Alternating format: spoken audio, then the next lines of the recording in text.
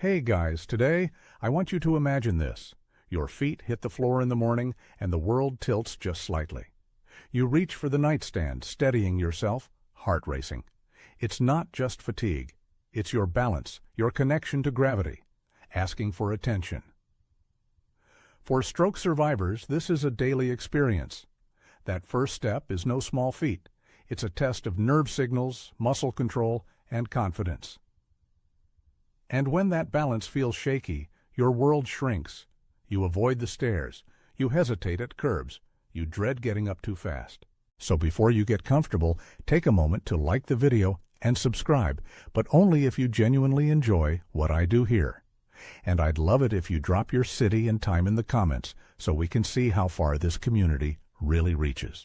When you wake up after a stroke, your body isn't always ready to go. Circulation is, slower muscles are stiffer, and brain signals haven't caught up yet. You might feel off balance even before your feet leave the bed. This isn't weakness, it's neurological confusion. And pushing through it, hoping it'll just go away, can lead to falls. Instead, take 30 seconds before rising. Sit upright in bed, plant your feet on the floor, and breathe. Focus your eyes on one spot in the room. Let your brain reorient. It's a small ritual, but it can prevent a dangerous stumble. Most people don't realize that blood pressure drops when you go from lying down to standing, a condition called orthostatic hypotension. In stroke survivors, it's more dramatic and more risky. Even a seemingly strong leg can buckle if your brain's still catching up. That's why starting your day slowly isn't laziness, it's strategy. You're teaching your brain to sync back up with your body. There's an odd tip I give my patients: keep a tennis ball by the bed. Before standing, roll it under each foot. This light sensory input activates nerve endings and helps re-engage proprioception, the brain's map of where your limbs are in space. Silly maybe. Effective definitely. Each morning becomes your first workout of the day, and over time it becomes smoother. Just like learning to drive again, balance needs gentle repetition. Let's make those first steps count. Now you're up, standing at the kitchen counter thinking about breakfast. But even in this quiet moment, pouring water, slicing a banana, your balance is working overtime. You don't notice it until it falters. That sudden sway or slight misstep isn't just clumsiness, it's your brain still rerouting old traffic through new neurological roads. That's why daily balance exercises aren't just helpful, they're vital. And we start with one that seems almost too simple: standing still. It's called the feet together stance.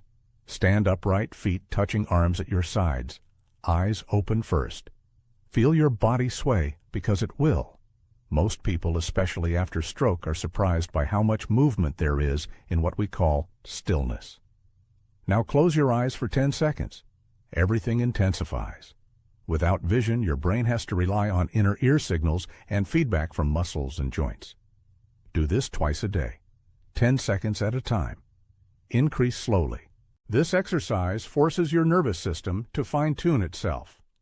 It may sound mundane, but it's the foundation of balance. Like learning the alphabet before writing a poem, this is where your body relearns its stability vocabulary. Let me tell you about Carla, 54, 3 months post-stroke. She hated this drill at first. "I feel ridiculous just standing here," she said. But after 2 weeks, her confidence returned. She wasn't grabbing door frames or wobbling near her sink anymore. This little ritual gave her back her independence in the simplest tasks: brushing her teeth, washing dishes, carrying a mug of tea. There's a quirky bonus here too.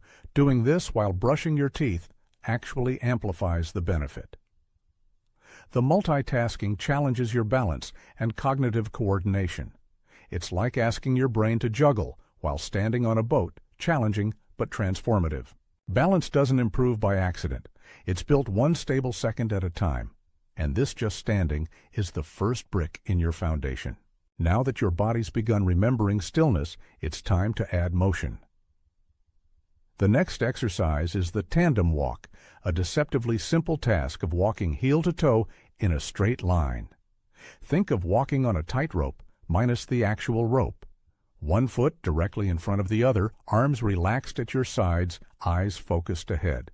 It's harder than it looks, and that's exactly why it works. This type of walking forces your brain to anticipate balance challenges in real time. It improves coordination, strengthens the ankles and hips, and rewires your reflexes. For stroke survivors whose bodies may default to cautious, wide-legged stances, this brings back controlled precision. Take Greg, for example. He's 62 and 6 months post-stroke. He began tandem walking along his hallway using the wall as a guide. At first, every step was a struggle, but with consistent practice, he started walking more fluidly, his gait smoothed out, and this is the kicker, he began trusting his body again. And that trust, it translates to walking in crowds, stepping onto escalators, or even dancing again. If you're more visual, place painter's tape in a line across the floor. Add colored dots as targets.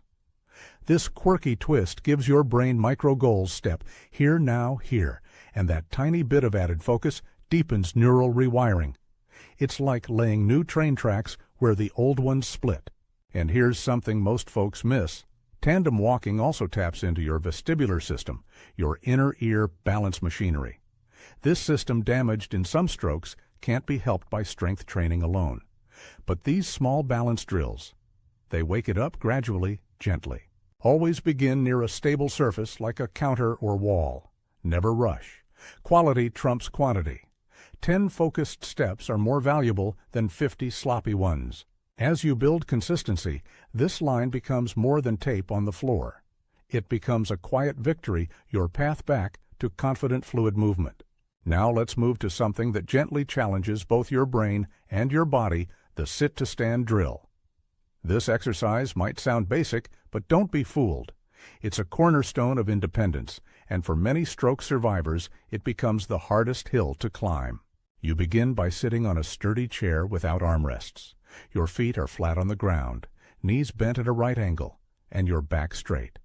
From there, lean your upper body forward just slightly, engage your core, and push up using the strength in your legs, not your arms. Then slowly sit back down. That's 1 rep. What makes this simple movement so important? It teaches your body to transition between 2 worlds, rest and action. Every successful stand reconnects neural pathways between your brain and lower body, reminding your muscles of what they're capable of. And it's not just a leg workout. The act of shifting your weight forward activates your balance systems. Rising up strengthens your quads, glutes, and calves, critical muscles that protect you from falls. And the descent, it improves control and coordination, especially in weakened limbs. One of my patients, Maria, a 58-year-old retired teacher, couldn't stand up without assistance 3 months post-stroke. We made the sit-to-stand her daily ritual. By placing a mirror in front of her, she could watch her posture, spot her compensations, and adjust. Within 6 weeks, she could rise and sit 10 times in a row without holding anything. Her biggest celebration, getting off a low couch on her own, tears in her eyes, and a cup of tea in her hand. Want a quirky twist to this? Try holding a light book or pillow at chest level during each rep. It forces you to maintain proper alignment and subtly activates your arm muscles too. Plus, it keeps your mind engaged, turning the mundane into something mindful. Start with 5 reps twice a day. Then build, not for speed, for control. Each sit-to-stand is a conversation between your mind and muscles. With each reply, you grow steadier, stronger, and more in tune with yourself. Now we arrive at the most dynamic of the 3, the stepping reach. This one pulls everything together: coordination, weight, shifting balance, and most importantly, confidence. You start by standing next to a countertop or a sturdy table for safety. Place a lightweight object, a rolled towel, small cone, or even a cup on the floor in front of you, about an arm's length away. Your job is to step forward with 1 foot, reach down to lightly touch or move the object, then step back to your starting position. Then repeat with the other leg. It's not about bending deeply. It's about activating those stabilizers, the little muscles that keep you from tipping, twisting, or freezing mid-motion. When you reach your center of gravity shifts. When you step back, it must recenter. Your brain recalculates your balance dozens of times in those few seconds. A former patient of mine, named Roland, 64, used to wobble just turning around in his kitchen. We turned his breakfast nook into a mini obstacle course with plastic bottles and foamed ice. With each reach, he had to say the object's color out loud. This added cognitive load improved not just his stability, but his memory and awareness too. Within weeks, he walked across a supermarket aisle without hesitation. That was his version of climbing Everest. The fringe benefit of this movement. It mimics everyday unpredictability, like grabbing a dropped remote, catching a falling spoon, or answering the doorbell while drying your hands. All sudden shifts, except now your body knows how to respond instead of panic. And here's a fun tweak. Add rhythm. Play soft music in the background and move in time with the beat. This not only calms the nervous system, but trains your internal pacing. Stroke recovery isn't just repetition, it's reclaiming rhythm. Do this exercise 5-8 times per leg, resting between sets. Keep your gaze forward, knees soft, and don't rush. Each reach is a rehearsal for the real world. And the more you rehearse, the less you fear falling, and the more you rise. You've just taken a step literally and figuratively toward a steadier, more confident life after stroke. These exercises aren't magic tricks, they're quiet rituals, movements that whisper to your body. You're not broken, you're rebuilding, and you do it one gentle shift at a time. Some days will feel uncertain. Your foot might land funny, your balance may falter, or you'll need to hold onto the counter a little tighter. But every waver is still a win. Because you showed up, you moved, you asked your body to try, and it listened. Let that be your rhythm, slow, persistent, forgiving. Let the kitchen become your gym, the hallway, your path, the living room, your playground of healing. With each stretch, each reach, each breath, you're telling your nervous system it's safe to reconnect, safe to relearn, safe to live again.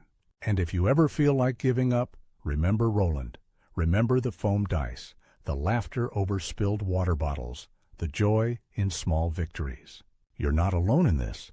You have your routines, your rhythm, your resilience. And above all, you have your why. So take today gently. Stretch, breathe, move. Trust in the quiet progress you make. Thank you for listening. Hope this video is useful for you.